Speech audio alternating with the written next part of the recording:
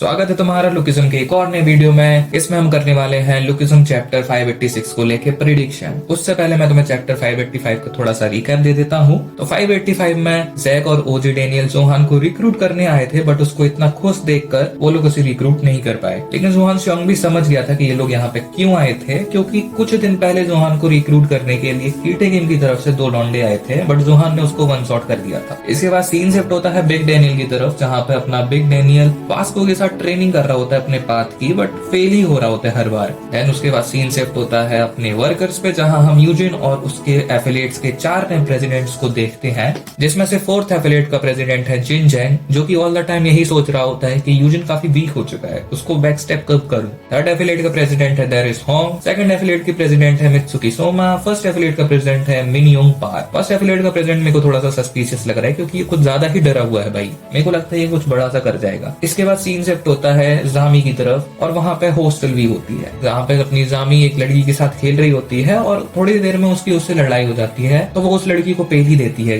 फिर उसके बाद उसका डैड भी आता है उसको बचाने के लिए, बट अपनी जामी रुकने वाली थोड़ी ना है। अपनी जामी तो उसको भी मारने लग जाती है। वो तो हॉस्टल वालों ने बचा लिया उसको, वरना यहीं पे खेल खत्म कर देती। एंड देन सीन शिफ्ट होता है कीटे गेम की तरफ, जहाँ हमें पता चलता है कि ये बंदा है किंग ऑफ जियोलाडू, जो कि करने वाला है हंट उन 4 लोगों को। देन किंग ऑफ जियोलाडू बोलता है कि किसको मारना है और कैसे मारना है, बस मेरे को ये बताओ। एंड इसी के साथ चैप्टर 585 खत्म हो गया। अब हम करेंगे 586 को लेके प्रेडिक्शन। तो मेरे हिसाब से इस चैप्टर में होने वाला है काफी ज्यादा एक्शन, बट उससे पहले हम ये देखेंगे कि उन 4 फोटोज में से किंग ऑफ जियोलाडो किसको हंट करेगा सबसे पहले।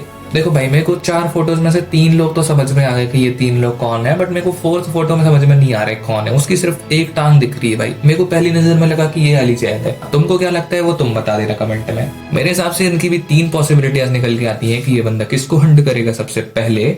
तो सबसे पहली पॉसिबिलिटी में आता है कि ये बंदा सबसे वीक को हंट करे पहले। अगर ये वीक की तरफ जाएगा तो ये जाएगा अपने hidden dragon of pre generation के पास, और उसके पास ये जाके सक्सेसफुल भी हो जाएगा, क्योंकि hidden dragon of pre generation काफी ज्यादा वीक है यार। लाइक मतलब उसकी दोनों टांगे भी नहीं है और ऊपर से ये किंग है। और अगर ये बंदा चूज करेगा कि सबसे स्ट्रॉन्ग के पास जाना है, तो ये जाएगा अपने टॉम ली के पास, क्योंकि वही है इनमें से सबसे ज्यादा ताकतवर। और अगर ये टॉम ली के पास गया तो ये खुद पहला जाएगा। मेरे को बताने की जरूरत नहीं है, टॉम ली बहुत ज्यादा पावरफुल है। और अगर ये बंदा चूज करेगा कि सबसे पहले उसके पास जाया जाए जिससे जेम्स को ज्यादा खतरा है, तो ये जाएगा वर्कर्स के पास, क्योंकि हम सबको पता है यूजिन के पास है जेम्स ली की वीकनेस। और देखो भाई, ये सबसे ज्यादा सही परफेक्ट मैचअप बैठता है इन दोनों के बीच में, क्योंकि दोनों का पावर लेवल भी सेम ही है। क्योंकि Hunt for big deal arc में यूजिन ने एक स्टेटमेंट दिया था कि युनशोंग एक किंग के लेवल का फाइटर है, तो मोस्ट प्रोबेबली युनशोंग और मैंगड्यो दोनों मिलके इस किंग को तो संभाल ही लेंगे। और मेरे को पर्सनली देखना है कि युनशोंग और मैंगड्यो दोनों एक किंग से कैसे फाइट करते हैं। बस यही था मेरा प्रेडिक्शन। मेरे को लगता है यही होगा अगले चैप्टर में, बट मेरा दिल कहता है कि